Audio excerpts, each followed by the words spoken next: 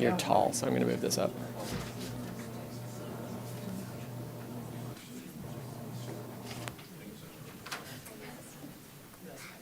Hi, well, thank you for coming and welcome. I'm Jeff Colgan. I'm the director of the Climate Solutions Lab. It is my great pleasure to introduce to you Robinson Meyer, who is here to give us a talk about Bidenomics and climate politics in America. Let me just say a few things about his bio, right? So he is the founding executive editor of Heatmap, which is a new media company that's focused entirely on climate change. But he also is a contributing opinion writer at a news outlet you might have heard of, the New York Times, and his previous job was at The Atlantic, where he's covered climate change, technology, and a whole series of other issues as well. I think of Rob Meyer as most news articles that I read because of the headline, not the byline. But when Rob Meyer's in the byline, then I feel like I should really read the article if I possibly can, because I so consistently learn something new from his writing. He's really that thoughtful. The other thing that I want to emphasize about his bio, particularly for all of the undergrad students in the room and those who are getting lunch outside as well, and those who are live streaming for that matter, is that Rob's undergraduate degree is in music. And this is really important because I feel like there are so many undergraduates on campus who are sort of obsessing about which concentration they should have. And Rob is one of many, many examples who go on to do something really great in their career that has almost nothing to do with their undergraduate concentration. And so that is another feature of his bio. But without further ado, I'm going to turn the floor over to Robinson Meyer. He's going to talk for, say, 40 minutes or so, and then we're going to have Q&A from everyone. Thanks so much. Welcome.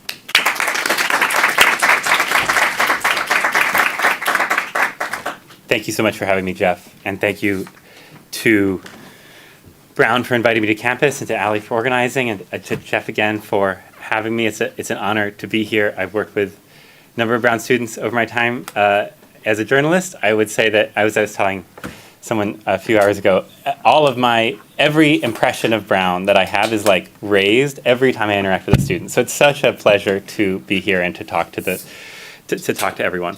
As Jeff mentioned, I am the executive editor of Heatmap News. We're a new climate-focused online magazine covering climate change and energy and the energy transition and everything else, which, by the way, if you've noticed about climate change, it encompasses every issue in the world, for a general interest but very curious audience, so exactly the people in this room. And if you stick around for the end of the talk, I will give you a code that gives you 50% off a Heatmap subscription. Other than that, I'm also a contributing writer at the New York Times, and I was a staff writer at The Atlantic for 10 years. Jeff was sizing up the size of my notes and was like, it's going to be a 40-minute talk. 40-minute talk.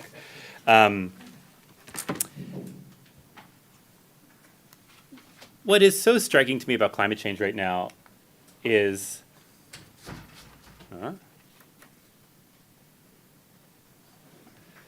What's so striking to me about climate change, climate policy, and climate politics in this moment is how weird it is.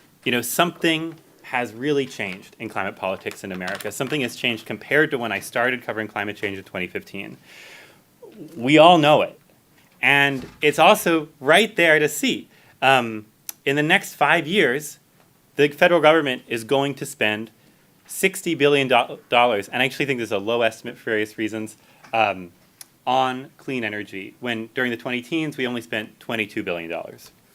If you look at private sector investment, you also see this huge, huge acceleration of financing and money and action in clean energy. In the past 2 years, there's been $213 billion of announced investment in basically any part of the climate economy. So this is EVs, batteries, renewables, carbon management, any of that. And if you look, and while that's very impressive that it's just announced investment, if you look at actual investment, in some ways it's actually even more impressive how much it has gone up, because this is like going up in this current interest rate environment. This year there has been $37 billion of actual investment into the climate economy that has flown in, and you can see how, even a few years ago we were looking at $10 billion of investment a year or less. So what has changed? Well, actually, a lot of things have changed, and we're not going to talk about them all of them today. The 1.5C report came out and galvanized a huge public response. The effects of climate change became harder to ignore. Mainstream media and mainstream political coverage were combined in a certain way to make the climate issue highly salient and also very easy for the media to referee in a way that was very, very productive for policy. All of those things changed. We're not going to talk about them today. What I think is the most important change is that the ideas changed. The actual governing ideology and the ideas that policymakers and everyone around policymakers brings to the task of climate policy making changed. At this point, it is like almost a cliche, I think, to say this and to note that there is this new Washington consensus in Washington. This is a new governing ideology, this set of ideas about economics and politics that has supplanted the old one, also called neoliberalism, that saw markets as the ideal way to handle some forms of governance. The president's national security advisor, Jake Sullivan, gave a speech essentially declaring that there was a new Washington consensus in April. The Economist has done a cover story about it. The New York Times has done a lot of stuff about it. You have surely maybe heard about it. But it is a cliche because it is real. It is actually happening. The Biden administration is using a new outlook to govern its domestic and foreign policy, a new theory of how economics and markets and the entire productive and consumptive sector of human life should be governed. Even the president basically says this. He says, the job of his administration is to make capitalism work for people again. The implication is to make capitalism work in democracy again. And while I think this new ideology is primarily among Democrats, it is not just among Democrats. Republicans, after all, helped pass 2 of the laws that kind of recognize this ideology, the Bipartisan Infrastructure Law and the CHIPS Act. It was a Republican president who initiated our ongoing trade dispute with China and set Operation Warp Speed in motion, which reflects this kind of new way of thinking about the economy and technology. So there is a new set of ideas in Washington, and that's what we're going to talk about today. Because what's striking to me is that while, as I said, there's tons of coverage of those new ideas, the conversation about those new ideas, that new ideology, has happened primarily among economists, kind of para-policy makers, journalists, Fed reporters, national security experts, kind of the normal community of politics and economic knowers. It has happened largely without the participation of, I think, the climate policy making community. In fact, in that way, it's kind of like a synecdoche for all of Biden's agenda, which is completely dominated by climate policy and ideas about how climate policy interfaces with the economy. Like the IRA is his main legislative accomplishment, but it's judged and covered by people who have very little familiarity with the specific problems of climate policy making. And in this new Washington consensus, those of us in climate change, in climate land, let's say, the economists who study it, the environmentalists, the activists, have kind of sat out this new Washington consensus conversation. And I'm going to make an exception here for the political scientists who I actually think played a very big role and who I'm grateful for inviting me to Brown today.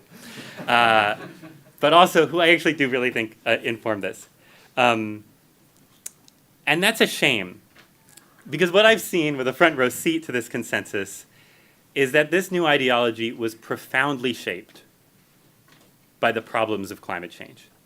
It was really born out of thinking about the particular problems that climate change poses for the United States.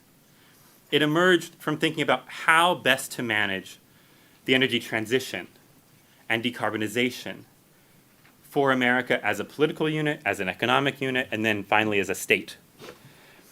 Those of us who care about climate change have for years demanded that economists reckon with some of what we understand about climate change. We have sensed that these existing economic ideas, that the kind of orthodoxy about a carbon tax did not fully capture the whole picture. That climate change was a deeper problem than just another pollution that had to be dealt with as an externality. That the economy as a whole, when we're talking about climate change, we're talking about biogeochemical cycles, we're talking about the biggest nutrient cycling and chemical cycling phenomena that happen on Earth. Our entire economy is on loan from ecology at all times, and there's something about economics that just never really recognized that. We felt that, and we felt futile, and we won. The Biden administration, at its highest level of economic policy making, and I think even arguably at foreign policy making, is acutely aware and has tried to reckon with the climate challenge.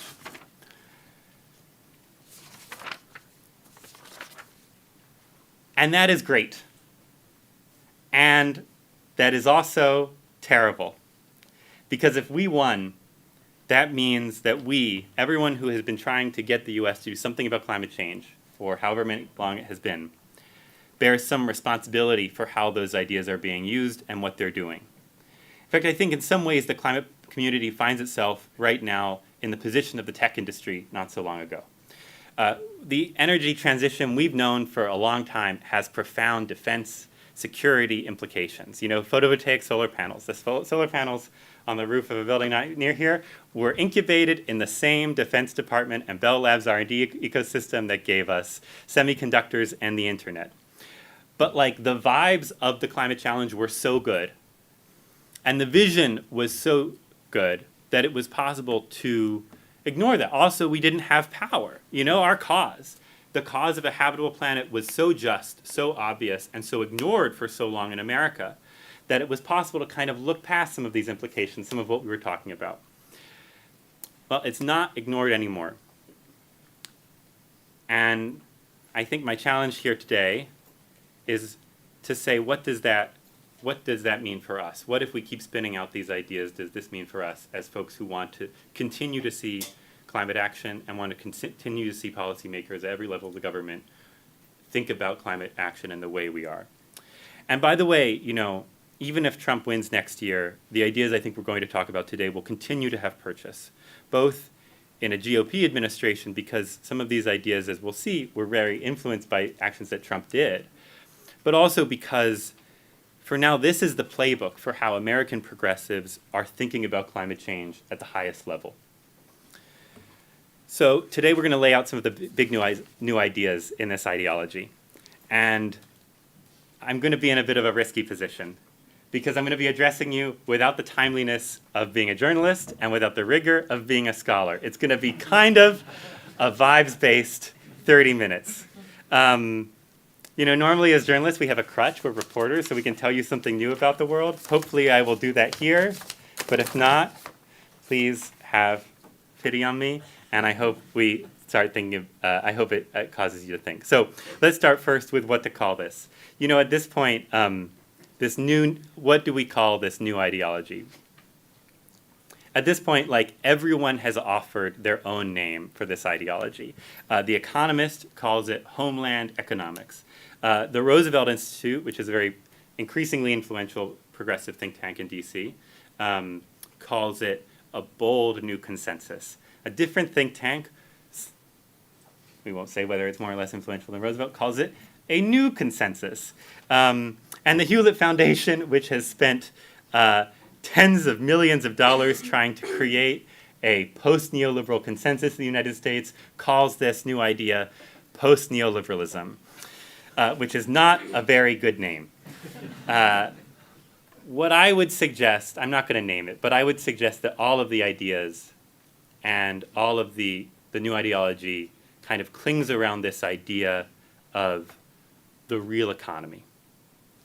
At the heart of this ideology is a recognition that the economy is not an abstract entity that needs to be managed primarily with financial tools, but a set of non-fungible goods and services that emerge from specific production methods and labor relations, and that can only be developed through specific financial arrangements. Here's an example. Only COVID-19 vaccines could end the pandemic. That was the only thing that was going to successfully end the pandemic to the degree that it's ended.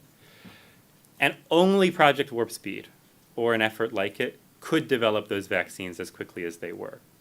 That was not an effort where you could look at GDP and say, well, is GDP back or not? We needed a specific non-fungible type of good in order to tackle a very specific problem, and we needed a specific financial arrangement to make it work. To give you another example, only zero-carbon forms of energy can fight climate change and the energy transition, and only certain kinds of semiconductors can be made in certain facilities. It is, I think, at the heart of this ideology is a recognition that we live in a world of binding physical constraints, not financial ones. That the actual physical problem of climate change is very, very difficult, and that, on the contrary to, I think, how we used to look at climate change, which is that it would be very expensive, the Keynes line that gets thrown around a lot. Anything we can do, we can afford. So let's talk about a few of the tenets of this new approach. The first one starts where the old consensus leaves off. If you go back and look, so we call it the Washington Consensus because in 1989 or 1990, this economist, John Williamson, gives what is intended to be this entirely descriptive talk in Washington. And he calls it, and basically it's a set of 10 ideas that he says everyone in Washington, but specifically in the World Bank and the IMF, in development-focused banks believe. They wouldn't necessarily all say it in the same way, but they all kind of believe these ideas. And the last, and this is where we get like markets are best unfettered, there's certain things you should, interest rates are best controlled by an independent Fed, all these things that don't really matter for climate policy, but affect for how you think about market governance. And the last point of his Washington Consensus is that secure property rights are actually at the base of any developmental effort. And let's think about that for a second. Basically, if someone violates a contract or someone steals your stuff, you can take them to court in the US. And the government will enforce that they make the situation right. Every pro-market reform, John Williamson writes in this very famous speech, depended on this certainty that the US had secure property rights. But property rights were so entrenched in the US, he added, that they were, quote, easily overlooked. That they were just this part of the scheme that no one really paid attention to because they're part of the water in the US. Well, after the global financial crisis, I think it became impossible to overlook them anymore because of all the ways that what we thought were kind of laws of physics became violated by just what we had to do to save the economy. And during the 2010s as well, a set of antitrust reformers, including some now at the highest levels of the government, began to think about what it would mean if property rights were at the basis of the entire market system. Because if property rights are the basis of the market, and the government is what enforces property rights, then the government actually is what defines and enforces a market. If you can't have a market without property rights and you need the government to enforce property rights, then there's no market anywhere that exists without a government, especially in the world as we know it. And that means that markets are to some degree the government's handiwork. There's this amazing memo from the Open Markets Institute, which was co-founded by a number of folks, including Lena Khan, the current chair of the Federal Trade Commission, in 2018, where they're protesting the AT&T merger. And they write, there is no such thing as a market, quote, free from government intervention. In fact, government is a precondition for a functioning market. So if markets are basically created by governments, that means that governments have some responsibility for them, at least the responsibility of a parent, right? They have the responsibility they have the ability, because they made the market in the first place, the right, and actually the duty, like a fiduciary duty, to shape the market. Everything we're about, this isn't about climate change, but kind of every other idea follows from this. Idea 2. You know, it's fairly well known at this point that BP, British Petroleum, you've probably seen this on like a meme on Instagram, invented the term carbon footprint in 2004 to allegedly push responsibility for climate change onto individuals, to make it feel like climate change was not a systematic problem, but that it was your personal responsibility to solve. You were in charge of lowering your carbon footprint. And throughout the 2010s, after the failure of Waxman-Markey, the Obama-era climate bill,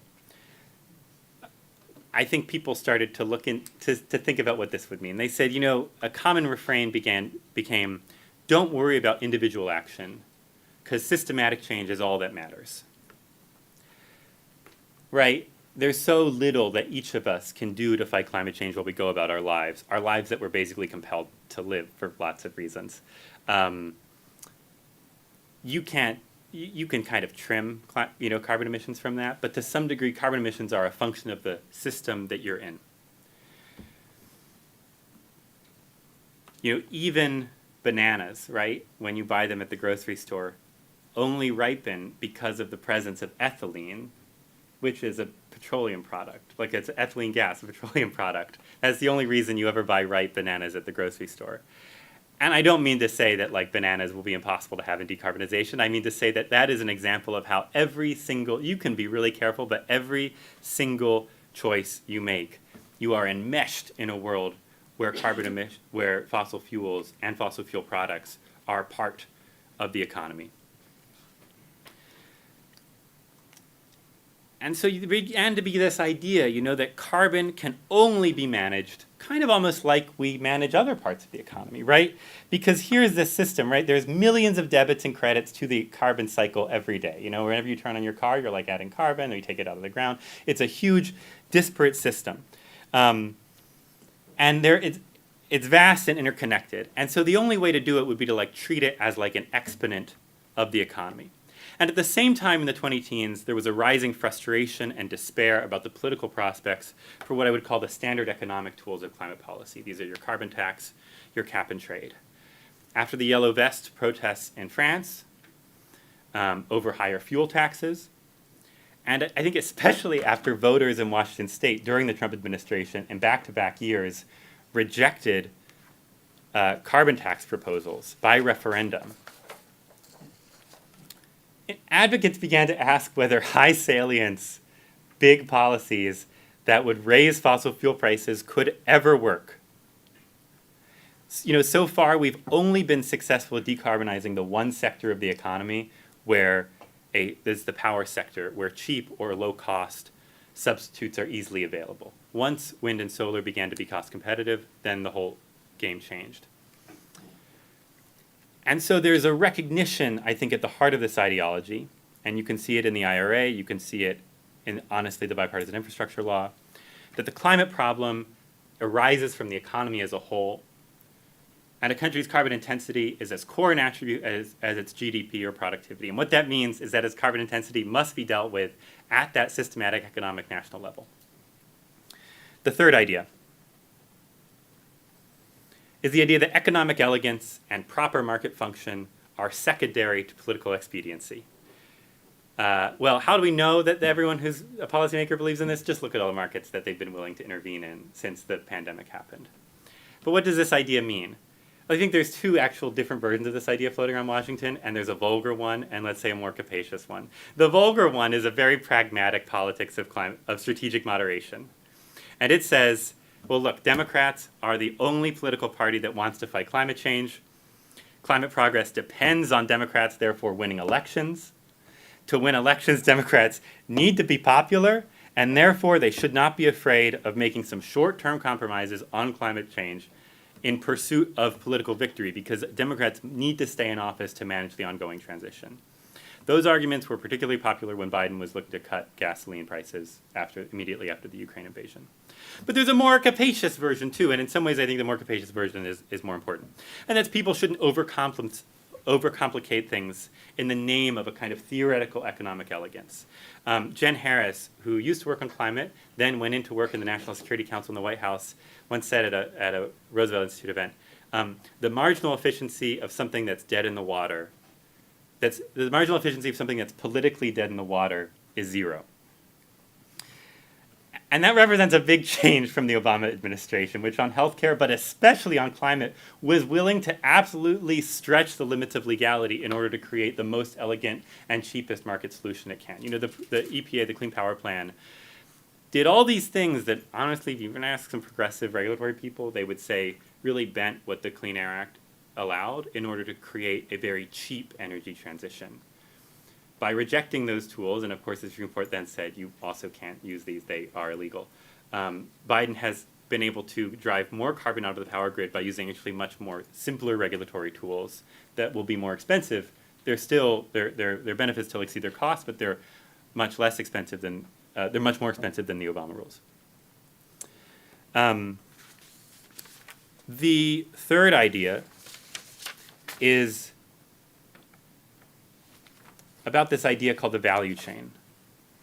The value chain begins to be an idea in kind of business in 1985. There's a book by a man named Michael Porter called Competitive Advantage, and he defines the value chain as a set of activities that an organization carries out to create values for its customers. Well, I think there was a rising recognition among policymakers, and you can see this in Jake Sullivan's writing, that since the 70s, the US has focused way too much on the top and the bottom of the value chain for goods. We make a lot of commodities, we make a lot of corn, and then we make like the absolute highest thing. In some ways, think about like your iPhone, right? Designed by Apple in California, assembled in China. Some of the world's best physical products are conceived, financed, programmed, and advertised in the United States, but they're made elsewhere. And there was a recognition among policymakers that this was an unsustainable position, especially in the green transition, when the energy industry as a whole is moving from being a commodity-based business, right? You take oil out of the ground, then you refine it, then you sell that relatively low value-add good, or I mean, you add that relatively rudimentary good to a very high value-add business because everything that generates energy in a renewables or clean energy economy is a manufactured product, right? A solar panel, a wind turbine, these are manufactured products. That countries, I think policymakers realize that countries that specialize, that the U.S.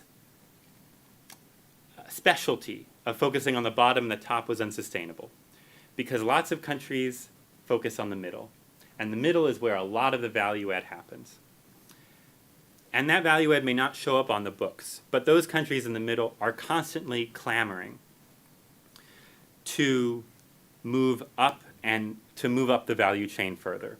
And with their know-how, we'll get to that in a second, but with their know-how, their actual understanding of how actual objects, right, specific objects are moving down specific production lines and are specifically mass-produced, they will eventually be able to produce a competitive product to the U.S., that the U.S. dominance at the top was completely unsustainable.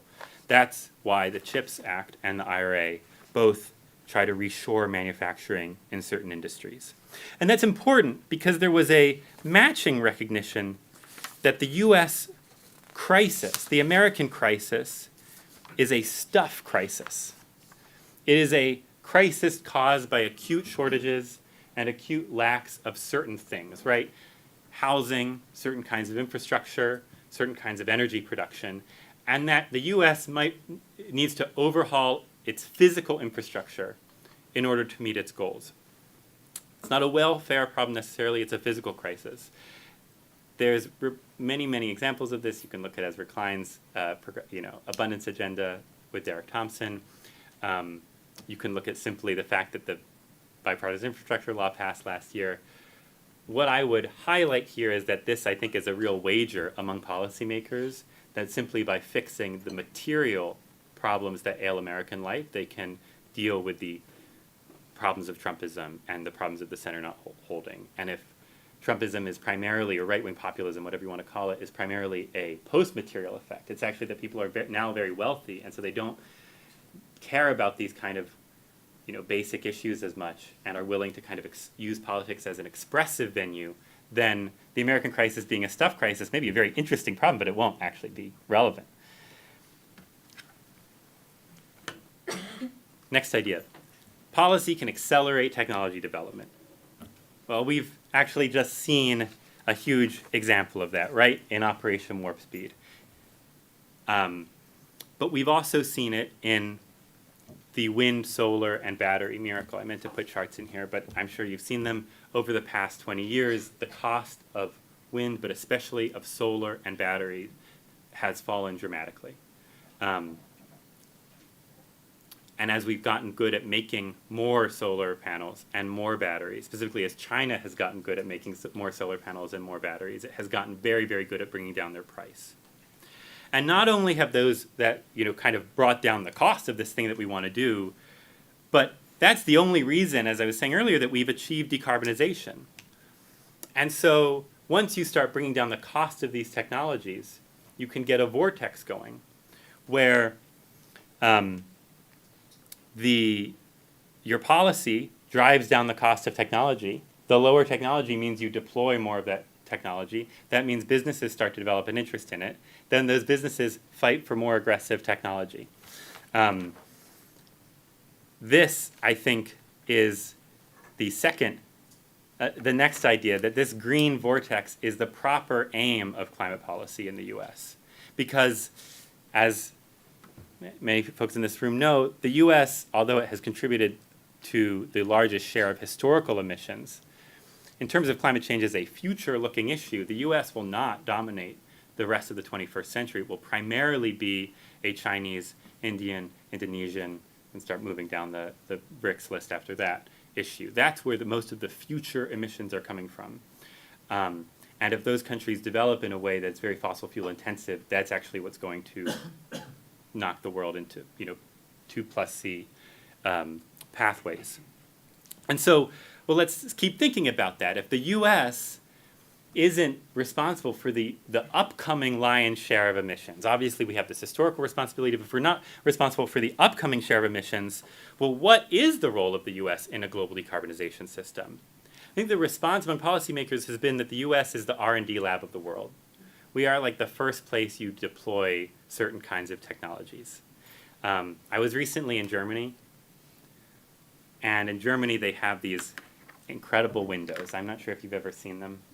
They are tilt-turn windows. You can open them from the side, but you can also open them from the top, so you can vent air. The Germans are like obsessed with ventilation, and I was talking to a German person about these windows. I was like, these windows are so amazing. And the German I was talking to was like, well, what are your windows like in America? And I said, I don't know. There's like a bottom pane and a top pane. And he goes, you mean the windows you open like this? And I was like, yes. And he went, just like in the movies?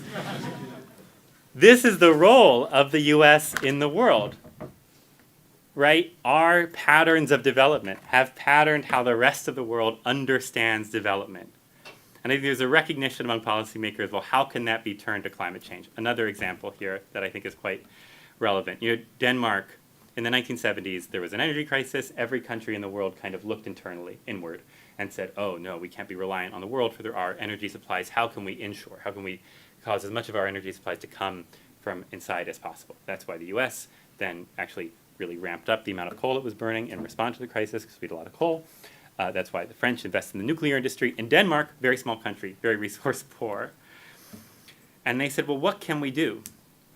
How can we ensure our energy production? Well, what Denmark did have was a tremendous shipbuilding industry at the time. And they said, how can we take this expertise that we already have and direct it towards something that will be energy generating? And Denmark then, actually through a kind of accidental collaboration with the state of California, wound up basically creating the modern wind industry through its expertise that it already had in shipbuilding. So the US is the second largest emitter of greenhouse gases in the world, don't get me wrong. We have to reduce our own emissions. But by reducing our own emissions, we'll reduce the world's emissions as well. And the in fact, the biggest thing we can do to fight global climate change is to cut these premiums that make the green substitute more expensive than fossil fuels. The next idea, it's funny, I was just talking to Jeff about this, is that the United States has as much right to compete in the global economy as any other country. This has some nerve-wracking implications. After Trumpism, elites looked at the working class population in the US and they said, well, how did this Trump disaster happen? And one of the answers that was given, this very material answer, was deindustrialization, right? The forgotten communities in the Rust Belt. As folks looked around, they said, actually, the rest of the world doesn't have these problems. Other developed countries don't necessarily have these problems. In Germany or South Korea or Taiwan or Japan, there's actually plenty of industrial activity still happening. There's plenty of high-value manufacturing. So what can we do to, like, participate in that too? Because, by the way, the whole edifice of the global economy rests basically, as Jeff has observed, on peaceful domestic U.S. politics. And so we actually have to do what we can to preserve peaceful U.S. domestic politics, or the whole rules-based order will fall down for the U.S. And that's what spurred, I think, the current Biden policymaker, but also on the right as well, this interest in industrial policy. You can hear Marco Rubio castigate policymakers of the 90s and the aughts for sending away manufacturing, that this weakened our industrial base. It's the same rhetoric. Now, what's so unprecedented at this moment, as Jonas Nahm, who's a researcher at SAIS, professor at SAIS, has observed to me, is that normally industrial policy of the type that has kept industry in South Korea, Japan, Germany, is like a real specific thing. It's really related to what that country needed to do at its own historical moment. But now, because of climate change, everyone is pursuing it at once. And we've never had a moment where everyone is trying to do industrial policy at the same time, except maybe, depending on which scholars you read, maybe the 1930s, which is not a very heartening example either. So Jonas observed that to me, and as if to demonstrate how starved for industrial policy talent the government is, Jonas now works in the White House advising the Council of Economic Advisors on this exact problem, which is how are we going to deal with the fact that everyone has passed industrial policy at the same time. There's a few more ideas that specifically have to do with climate change. The first is that and the big one is that climate change is about tail risk. So what is tail risk? Well, look at this chart. This chart was created by Martin Weitzman, who's a underappreciated economist of climate change. In fact, I think the most influential now economist of climate change and how actual policymakers are actually thinking about climate change. And he said, look, if you were to emit enough CO2 as the IPCC, to raise global atmospheric level to 700 ppm. They're at 420 or so right now. As you can see, the IPCC would describe this as being, roughly that's like a 2.9 C global temperature rise. They'd say the odds are if you emit that much CO2 in the atmosphere, we'll get, roughly 3 C of global temperature rise on average. But Martin Weitzman was like, look, that is actually the reflection. We talk about these temperature averages. That is the reflection of a probability, of a bell curve. And there's like approximately a slightly less than 10% chance that if you emit that much CO2, you won't get a 3C reaction from the climate system. You'll get a 6C or more, which is like 10 degrees Fahrenheit or more, reaction from the climate system. That our understanding of the climate system is probabilistic. And therefore, when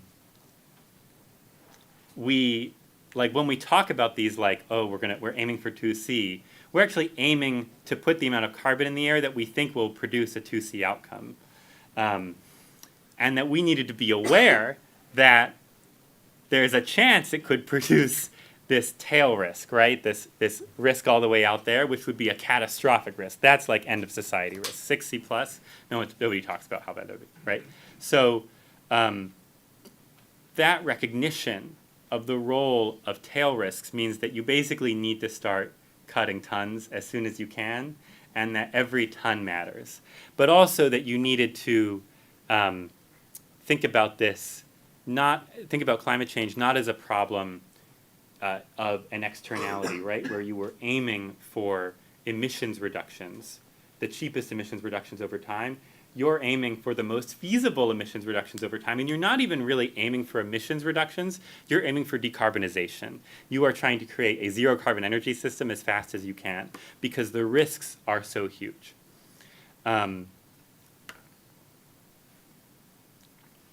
That understanding, if you compare it to the one where I think the more traditional economic understanding of climate change, where carbon involves trade-offs, right? You want to develop, so you want to emit, but you also don't want to make the world too bad, so you don't want to emit, and so that means you need to put a price on carbon, and then every individual actor will judge whether they want to pay that social cost of carbon whenever they burn fossil fuels as input into the price information, and therefore will arrive at the optimal version of climate, will arrive at an optimal warming outcome. That is all built into the economic, the Nordhausian way of thinking about climate change. The Whitesian version says, no, it's about tail risk, and we actually want to cut as much carbon in as feasible a way as we can, as fast as we can, because the catastrophic risk is so big. And that catastrophic risk will be so expensive that dealing with it, getting it out of the way, pays for the whole thing.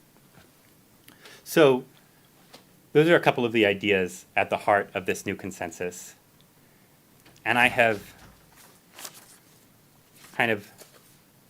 want to first challenge you to say, what does that mean for us, right? What does this set of ideas mean if we recognize the fact that American policymakers, who control an enormous amount of firepower, influence in the world, they're not the only ones, but they are very powerful, believe this set of ideas? I actually don't know, but I think I have 3 observations. The first is how weird it is we got here, but also how contingent. Because so many of Biden's achievements could not have happened if they didn't follow the pandemic or precedents set by former President Donald Trump, right? If not for Trump's trade policy, then Biden wouldn't have as easily tossed aside the World Trade Organization's rules that would otherwise prohibit our IRA subsidies. If not for the pandemic-era recovery bills, Congress would not have felt as comfortable spending hundreds of billions of dollars on climate, clean energy, or infrastructure. If not for Operation Warp Speed, Democrats wouldn't have focused and wouldn't have trusted as completely in the ability of policy to drive down or constrain technological innovation. And that's a tendency you actually see everywhere in democratic thinking nowadays. It's not just in their climate policy, it's also in basically their entire China policy too. And finally, if Trump hadn't used the Defense Production Act so aggressively to speed vaccine production, then Democrats wouldn't have been so comfortable using it to bring down inflation in 2021 and 2022. The second idea here is that all these ideas are very important. I think they're I'm talking about them in primarily a descriptive way, but I think they have brought about policy change. And what those policy changes mean is that we are back in a world where personal action actually does begin to matter more. And that's because for a while we were able to say, that doesn't matter compared to systematic change. The apotheosis of this statistic, right, is that 100 corporations are responsible for 71% of emissions since 1988. But those corporations are responsible for emissions because they're supplying fossil fuels to us, who then do things with them in our lives. And now that the IRA and other policy will help bring down the cost of those substitutes, those things where we don't need fossil fuels to do certain things we want to do in our life, we actually do need to choose those substitutes. We need Americans to choose these technologies. And while the subsidies are going to make EVs and clean electricity and heat pumps cost competitive or cheap, they're not going to force people to choose them. And so we have now enabled personal action, but we have not we have not forced it. And that means that until we have some kind of forcing function in the world, it is actually quite important that we don't blame this on oil companies as much, but look for options where low cost and substitutes are available and we can choose them. And finally, that institutions matter again. Institutions are looked at as, in this new worldview, as extremely important. there's an understanding among policymakers that some institutions, like, say, the Fed, were very successful in upholding their mandate and their role during the pandemic, and some, like the CDC, were not. That has produced a kind of realization that we should care about institutional cultures. The most robust version of this is that I've actually heard the SEIU, the Service Employees Union, chief economists say that you can solve the Hayekian information problem. That is, you can contain all the information that would otherwise be contained in prices by simply having very good institutions. But if Todd Tucker, who's an economist at the Roosevelt Foundation, said to me that at the US, kind of by entering a developmental state approach again, is discovering what developmental economists have always known, which is that institutions matter. And it will matter who works in those institutions, how they comport themselves, how those institutions understand their goals, the freedom that they're given to understand their goals, and the actions of people once you put them in charge of those enabled institutions. And what that means is actually something that I think in progressive politics folks don't always think about anymore, which is if institutions matter, which means that institutional leaders matter, then personality matters. And the moral rectitude, the people you put in charge of those institutions matter. We believe at this point that the recognition among policymakers now is that institutions are the only way, better institutions are the only way to defeat climate change and the climate problem. But that means that we're going to have to focus on eventually something that I think we ignore when we talk about all the structural drivers of politics, which is the people in charge of those institutions that we create will matter very much. Thank you so much, and thanks for having me.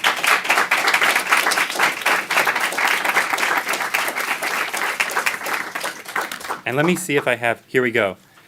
Heatmap.news, heatmap.news. Enter it into your browser, heatmap.news, and if you use the promo code, all caps, Brown50, Brown50, I feel like I'm on a podcast, then you can get 50% off. And we'd love to have you as a reader. Fantastic. Rob, thank you so much for this talk. Just wonderful. We are going to have an opportunity to ask questions. And I don't know about you, but I was taking notes, and my mind is a whirl with many questions. And so I will abuse the position of being chair to ask the first one, and then I will open it up to you. I want to take us back to the start of your talk, where you very wisely said, listen, there are a number of things that have changed in climate politics, and I want to talk about the ideas, but there are some other things that I won't talk about.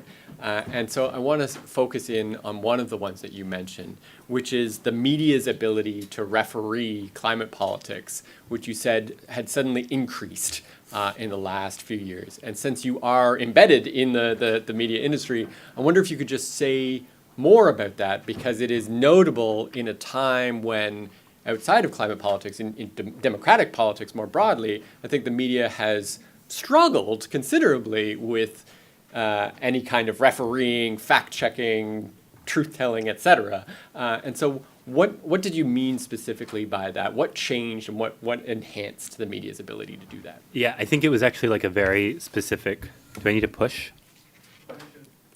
Can we hear Can we Rob hear? at the back? Great. Okay, great. Yeah, okay. I think it was a really specific set of constraints, set of situation that existed in the media, I would say almost after the 1.5C report, and that specifically exists around climate change. Because for a long time, the US was in the position of, number one, not doing anything about climate change, but number two, having climate change be an established scientific fact. And that meant that reporters and journalists, even objective, not opinion magazine-y writers like me, but objective reporters were like given some latitude by editors to editorialize on these topics in the stories, in the objective stories themselves. That they could say the U.S. still hasn't done anything, that there was an ability to kind of cascade it free because it was a national failing, and also because it was so clearly established, right? That the metrics on getting to zero carbon a zero carbon energy system are so clear that it was very easy to referee. And so after there was that intensification of climate activism and of public concern after the 1.5C report, which I think really does have like a determinative role in all of this, the media, and specifically like the not climate media, but like broadcast news, was able to talk about the scientifically demonstrated need for some form of climate policy, and was able to really referee when Democrats failed, and Republicans too, but when Democrats, who are the party allegedly of doing something about climate change, failed to do anything about climate change. And so unlike healthcare, where there's a very complicated not only set of policies, but set of like goals you might want to accomplish, climate policy was so modal when we had very little of it that you could simply be like, Biden came in and said he was going to do something on climate, and now he's not, and here are activists to talk about it. But the media could really, the Chuck Todds of the world could really hammer Democrats over that failure, and it was such a demonstrably clear failure. And one where I also think the media could do what the media is always eager to do, which is antagonize Democrats in a way that reflects their own objectivity well. Okay. Wonderful. I'm opening up the floor to anyone who has questions. Please, Stephen. Hi. So I went to another talk recently with a woman who works in climate tech venture capital, and she said that when she looks at like picking investments in these like green technologies that you were talking about that will like accelerate decarbonization, she doesn't take the IRA into account at all, because she thinks that like it's like pretty volatile, and like she doesn't trust that it will still be there. And so like in the context of this new ideology, excuse me, that you're talking about, if like Republicans win the next presidential election, what do you think the IRA will be overturned, and like what do you think will happen to the new ideology? Yeah, absolutely. I think Eva's referring to Sophie Purdom, who was with us last week. So, and I know you know her. I know her, Sophie. So, there you go. Sophie's great. Well, I would say first, if I were a venture capitalist picking companies for clients who were looking to increase their wealth by investing in early stage companies, I think that would be a very natural decision to make, because you want to look for the best bets, and the best bets are not going to be policy dependent. And so I understand why. I think to some degree, almost regardless of what political determination you would make about the stickiness of the IRA, that would be a very natural choice you would make if you were actually doing asset allocation around the green transition in the United States. That being said, to actually answer the question, I don't know, but I think a few things. The first is I don't know whether Republicans will repeal the IRA or not. I think they will find it very hard to repeal the IRA because they have because first of all, it will score as raising taxes. Now, we can talk about whether it's actually going to be rhetoric as raising taxes, but it will look like they're raising taxes. That's actually what it will appear to be. Second of all, even if you put that aside, companies are very eager about these subsidies, and they're very eager about the subsidies and the tax credits in the IRA, and they're directing investment planning on those subsidies. And VCs may not be, but GM, Ford, the big hydrogen companies, even the oil majors absolutely are. And I think because of that, if a Republican majority were to come into office, if repealing the IRA was its number one priority, then I could maybe see it, but I think that's probably unlikely. I think they'll have other priorities, in which case I think it would be those companies are going to turn on their full lobbying apparatuses and protect the IRA. And voters will be much easier to mobilize around the IRA then too, because it will be something that's going away rather than something that's being added. I think that if I had to bet on the most likely outcome under a Republican administration, it's that some programs do get repealed or cut back, some programs that never get repealed, never get implemented, but that other programs, simply because they're so remunerative for fossil fuel companies that know, regardless of what happens in the late 2020s, that in the 2030s, 2040s, and 2050s, they're going to be facing some kind of regulation, will want to keep other programs and other tax credits intact, simply because they'll be so profitable for them. Great. That could be wrong, though. I just think it's like the ACA, example is the Obamacare example is so instructive. Steve. Well, thanks. That was a great talk, and thank you for mentioning biogeochemistry in the Watson Institute. One of the few. Yeah. Very happy about that. So I guess my question is about how you would give this talk at what you perceive as a more conservative institution. Because I feel like this talk is predicated on the idea, this consensus is speaking to half or so of the country.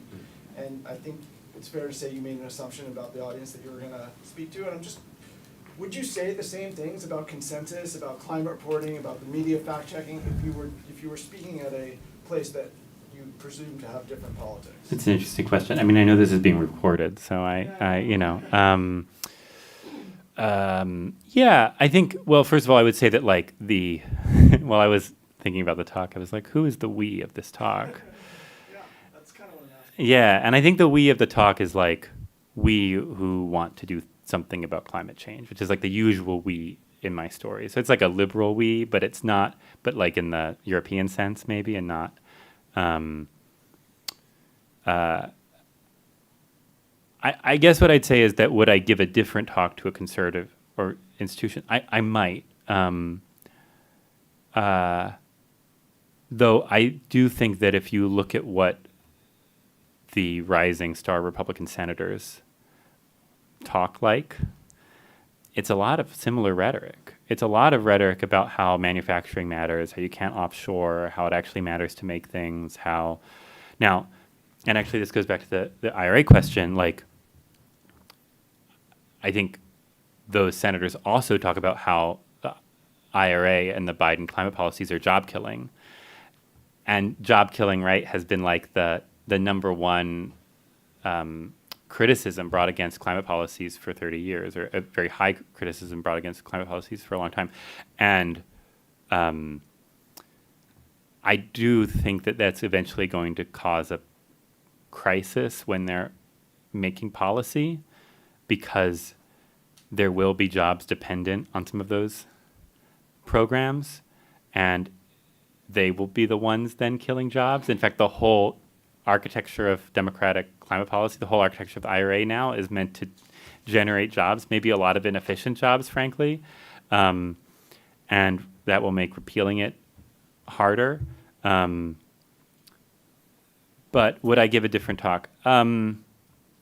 I would probably give a talk about the similarities between how Republicans and how Democrats are kind of thinking about the set of issues and some of the crises that could emerge, tensions that could emerge from that. But I don't think that the set of ideas I discussed in the talk are limited just to progressives or less just to Democrats. I think it's kind of like a nascent groping towards something new on both sides. Could you mentioned institutions matter. I'm a former EPA staffer, so I totally agree with that.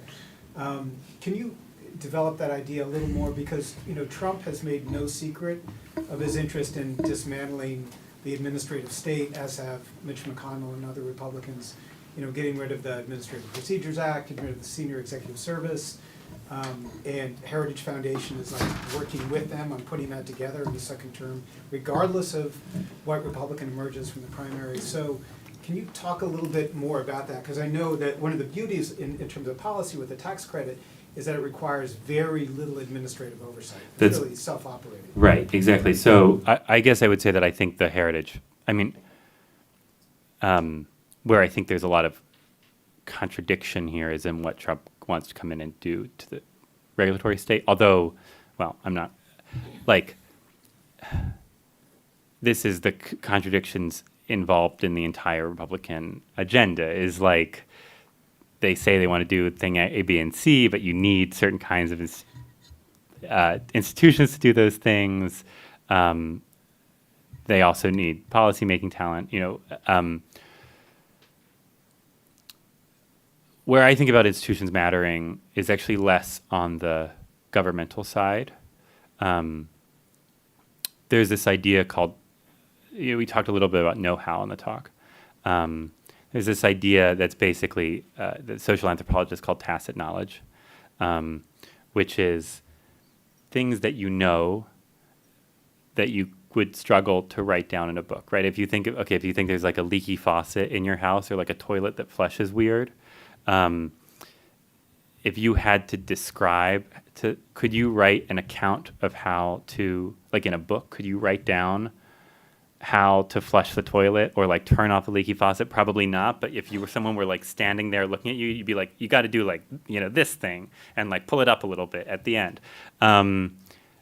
That is called know-how. And I think one big idea that I didn't get to in the talk is like, know-how tends to reside in institutions, and it resides in institutions at every level. It's at the labor level, it's at the managerial level, it's at, at the highest goal level. And protecting that know-how is like extremely important.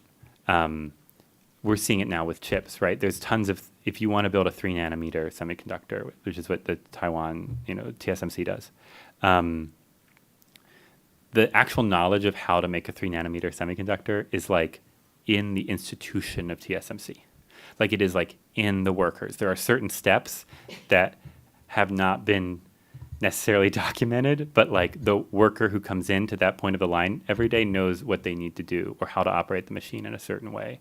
And this is true like up and down. This is true across lots of sectors. So when I think about institutions mattering, that's what I mean, that there's tacit knowledge in the economy that you can't like alienate away that tacit knowledge, and that institutions like nurture that tacit knowledge over time. They also matter at the governmental and it would be bad if the Heritage Foundation were to destroy the civil service. I think that would be bad for the United States and also bad for lots of Republican governance goals as well. Yeah, please. Could you talk a little bit about the effects of dark money and political contributions from the fossil fuel industry? Yeah, absolutely. Well, Timmons is the expert here right behind you.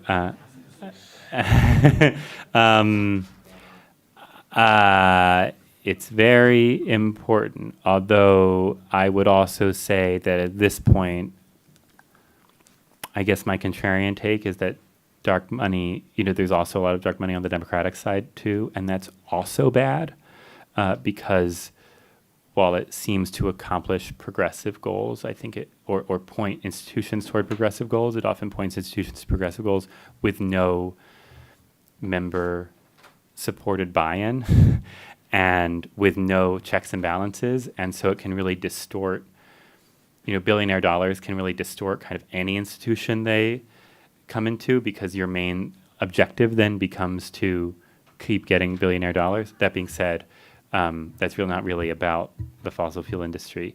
I think the fossil fuel, I think dark money is very important. It's important on the,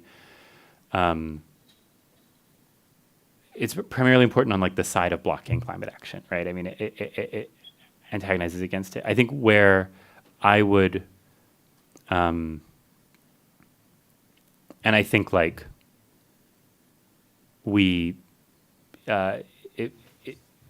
it's important. I guess I don't know what to say beyond that. I guess I'd say two things. I think the first is that I am of the belief that like money in politics doesn't matter for the most high salient issue. It matters for everything else.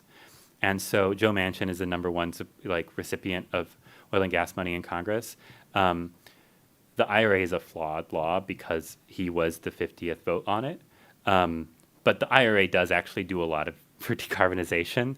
And when push came to shove, Manchin being in the position of being the Democrat who was blamed for preventing climate policy did actually kind of lift his opposition to a lot of climate policy.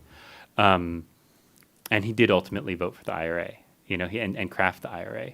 I think the second thing is that my maybe political economic take is that dark money is very important for shaping the Republican kind of infrastructure overall, being so tied to the fossil fuel industry. But at the same time, voters who are part of the fossil fuel industry also care about the fossil fuel industry.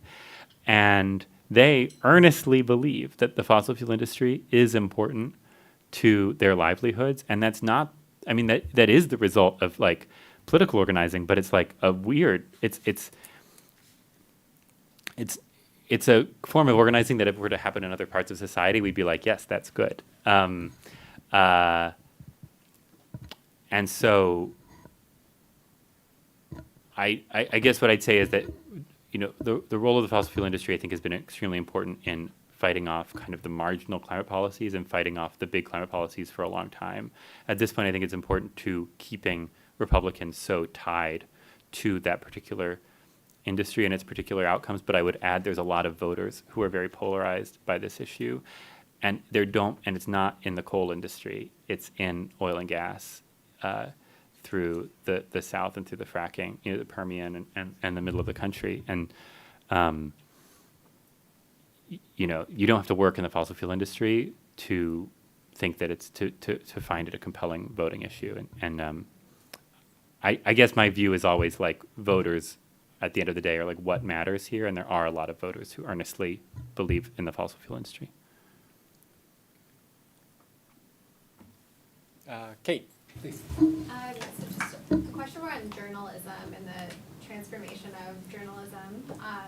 From your perspective, how has the digitalization affected the way you report on climate politics and in this post-code world? So I've only ever worked in a kind of post-apocalyptic journalism industry. I started at The Atlantic in 2013. So we, by that point, the kind of big, the huge meteor strike of the global financial crisis had hit, and some institutions were in growth mode. The Atlantic was one of them, but we're still hemorrhaging local papers all across the country constantly. Where I mean, frankly, I think the shift to digital has been bad for most parts of journalism. It was exciting when it was happening, and of course, I work at a reader-supported at an outlet that's trying to be a reader-supported media outlet, and our business model is probably, now we publish a website every day and we ask people to subscribe and we have a paywall.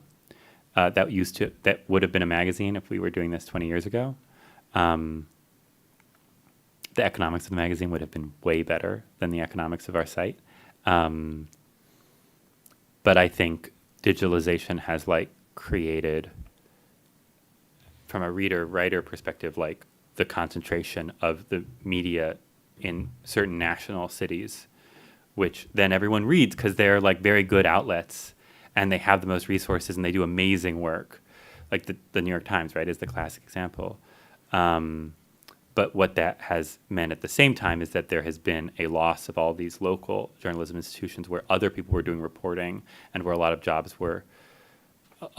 that are now handled by one person or, let's say 10 people in New York at a variety of outlets used to be handled by 400 people across the country looking at the same sets of beats. And that's been a massive loss. And I don't think nonprofit journalism really addresses it. I'm not very optimistic about it, honestly. Can I just jump in and say, Rob and I were talking earlier this morning about it, and sort of the one silver lining to local journalism is student journalism. Yeah, that's right. That's actually correct, yes. The student campus newspapers are doing some of the best journalism, local journalism in the country. I want to recognize in the audience Will, who's an awesome, amazing intern for Heatmap over the summer and is now the editor-in-chief of the BDH. So. Sure. Timmons, you had your hand up, and I don't know if your question got stolen or what you were asking. You should challenge this fossil fuel thing, because I feel like I'm not. So I will. You know, some people, my colleague Bob Brule included, would say that public opinion doesn't really matter, that the fossil fuel industry and the right have understood that the focus of their influence campaigns needs to be on decision makers. And they very effectively, you know, have mobilized their, you know, fossil fuel CEOs to go in and schmooze with administration officials and the top senators and on down the line. The whole pretense, we had Leah Stokes in here, when? In the spring, talking about the passage of the IRA, right? A political scientist from UC Santa Barbara, who was advising the, you know, Chuck Schumer's staff as they were drafting the IRA. And, you know, the whole idea of is exactly what you're talking about, this sort of green vortex of creating jobs, right? And creating industrial actors or people who become then, you know, who need this to keep going and will mobilize their lobbying machine and influence machine to keep it from being interest. And we have this whole now global network called Climate Social Science Network, 450 scholars around the world, social scientists looking at obstruction, the organizations that are obstructing climate change. That it's everywhere, and these are massive, you know, sets of think tanks, university programs, you know, campaign organizations like Americans for Progress, and you know, there's PR firms, law firms, foundations, and on and on. Anyway, quite a machine that's still going to mobilize and is mobilizing now to undermine the implementation of the IRA. And mobilizing to gut the whole thing. Yes, And I don't want to be defeatist about this. I just think people need to be. No, I think that's right. But And mobilize themselves. I think that's no. I think that's right. I think that and I think that basically I have little to add to that analysis. Is the main thing. I guess like twofold is that I think. The first is that also at UC Santa Barbara, Matt Mildenberger's work on that what was so important in the 90s and the aughts was the double representation of both the executives from fossil fuel companies and that whole complex, as your and Bob Brule's work has shown, and as I've covered your exact work, Bob Brule's work, that whole complex of folks were represented in on the Hill in politics, both by workers and by execs. And I think that is a really good insight. I think that captures its value. I guess I'd say two things to be slightly contrarian. The first is that I do think that while there's nothing in terms of money to equal it on the Democratic side. However, I do think the climate movement generally has been successful in accessing elites and decision makers and policymakers in the same way. And I think you can tell because if you just look at polling, and this is where I would probably agree with, if you look at polling, there's no particular reason that the Democrats would have chosen to do climate this time around. They should have done healthcare or something, but they chose to, and they did. There's healthcare policies in the IRA, but there's no particular reason to focus on climate change this year, unless you absolutely have to focus on climate change this year for immutable law of physics related reasons. And I don't know that was a demand coming from voters writ large so much as it was coming from a very organized movement that was able to mobilize folks on the streets, which created very compelling visuals and created networks and all that.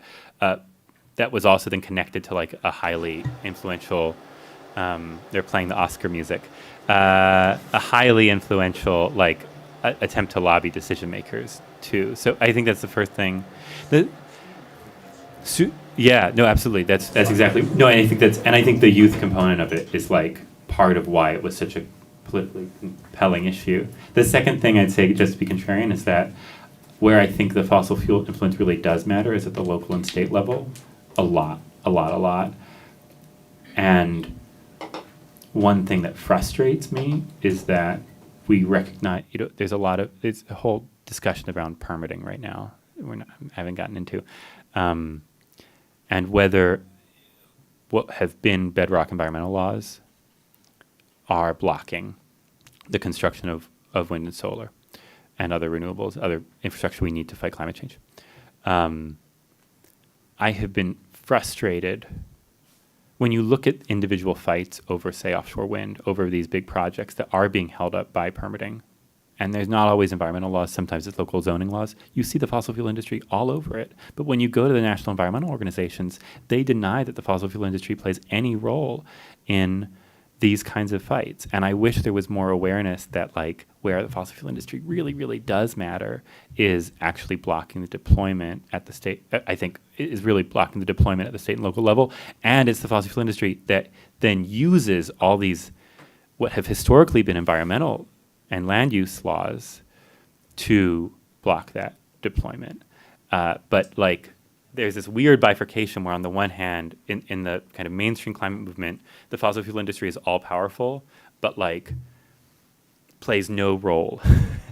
And we shouldn't do anything to affect that power, to limit its power when we're talking about local land use and siting decisions. Even though what we're actually talking about there is giving renewables often the same preference that fossil fuel infrastructure already has under the law. So anyway, that's my little bugbear at the moment. All right, I see a bunch of hands, and we have 10 minutes left, but I do want to get one question in that is actually coming from one of the people listening on live stream. So kudos to Rachel Nussbaum for having the presence of mind to email me a question.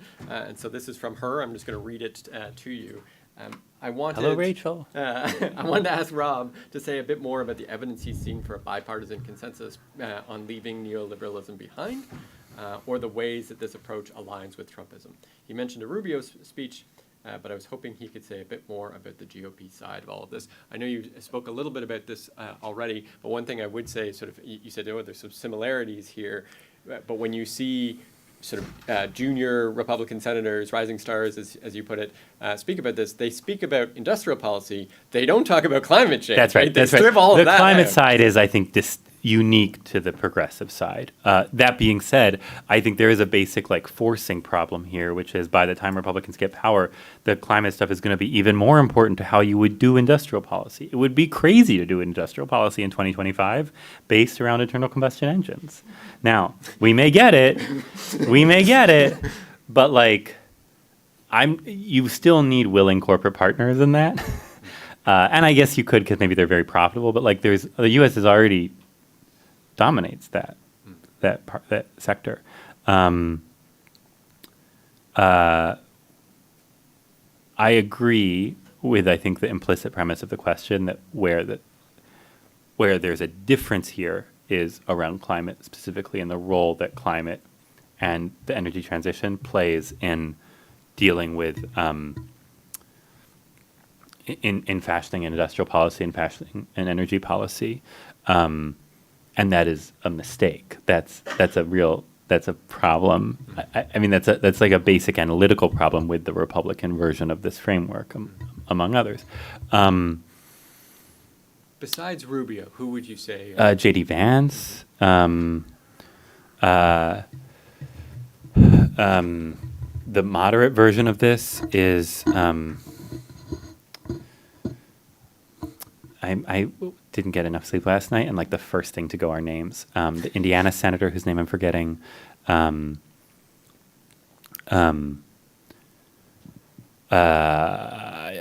just think like if you look across, it's Rubio, it's Vance, Hawley's, whatever. We don't need to talk about him. I don't think he really matters. But like, it's Mike Braun, thank you. It's Mike Braun who's co-author of the CHIPS Act. Yeah, who is co-author of the CHIPS Act, and who it's honestly like, what's interesting is that because the Senate still has this like regional interest embedded in it, you can see it in how individual senators approach their like hometown industries. So like Bill Cassidy is like big on carbon removal and hydrogen. Now, I don't think he's like necessarily like a friend of lowering emissions per se, but he does actually advance and co-sponsor policy that could fit into a larger emissions lowering policy framework. And I think, frankly, like the Trump's willingness to break with all these longstanding norms, and by longstanding I mean 1990 norms of how the U.S. would participate in global markets and manage its domestic markets and handle trade wars. All of that, Jake Sullivan will say, I don't think we need to be lowering tariff rates anymore. I think the average tariff rate is now like 2-point-something%. Like, I don't think the proper aim of foreign policy is to come in and then look for all the tariff rates you can like bring down by 5 basis points. And I think they share that approach to trade with Trump and Republicans for sure. Great. Let's get in at least one more question at the back. Yeah. Hi, this isn't going to be particularly well formulated because it's kind of just coming to me in response to like your most recent rebuttal talking about like dark money and everything. And you were talking about, I know you said you weren't going to touch on it that much, like permitting and what used to be environmental, like clean air, clean water, wetlands protection, etc. Environmental laws now being what's blocking needed offshore development proposals and everything. And you were suggesting that we're not sort of interrogating like the fossil fuel industry's role in that and that new obstruction. But my question is, what about when it's not the fossil fuel industry at all behind this permitting, like this opposition and everything, but it is biodiversity, conservation, like land stewardship NGOs. Like my parents are both, they both work for like land stewardship and conservation NGOs, and so that's where, if anywhere, my expertise is. And so I'm like curious where's the synergy between all of this much needed offshore development and other development happening, and where's the synergy between like biodiversity and conservation NGOs and this needed like infusion of development? Yeah, I think there's a trade-off, and I think that I think environmentalists kind of writ large are in denial about the trade-off.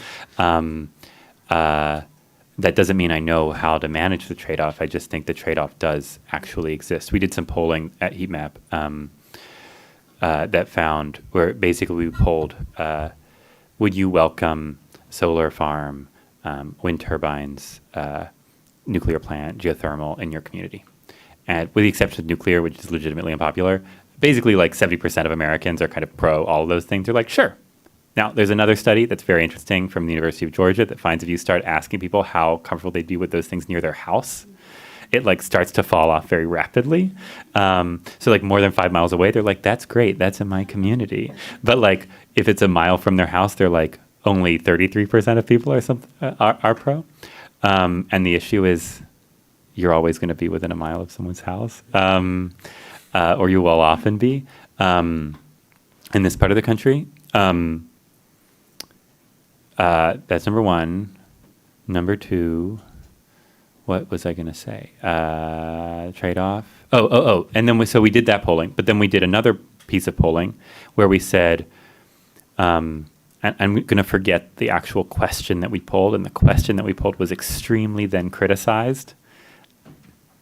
I think mostly fairly, but not entirely. We basically asked people, how would you prioritize conserving an area near, like, conservation and rapid renewable deployment? Basically, like, how would you rank these two things?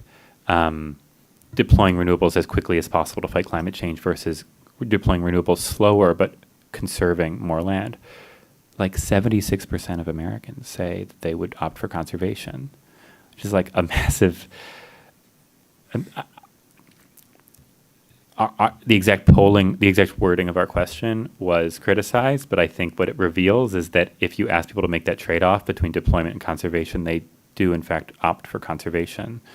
Now, in the offshore wind is like notable for actually not having these problems because the government has like done a lot of the permitting work there. It's to the degree that permitting is holding it up. It's not. Huge opposition to offshore wind. Oh, no. Here's what I mean. There's huge opposition to offshore wind among the public. And that, I think the case of what's happened in New Jersey has been. So here's in New Jersey, let me rephrase. In New Jersey, the government has permitted a lot. It's actually where public opinion is mattering is at the local zoning level decisions. That's where, like, the Biden administration wants to see offshore wind happen. So this is kind of what, like, the federal permitting is more,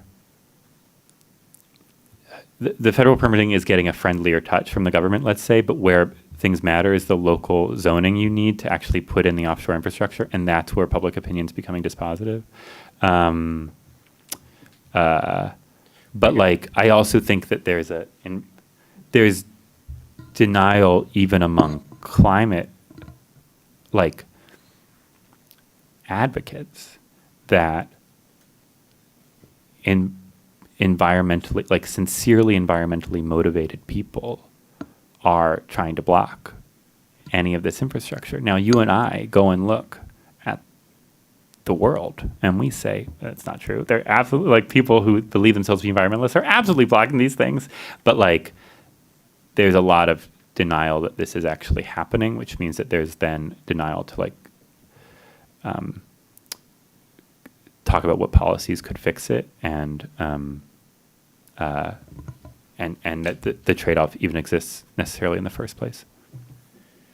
We are out of time. Thank you so much, Rob. Thank you so much for having me.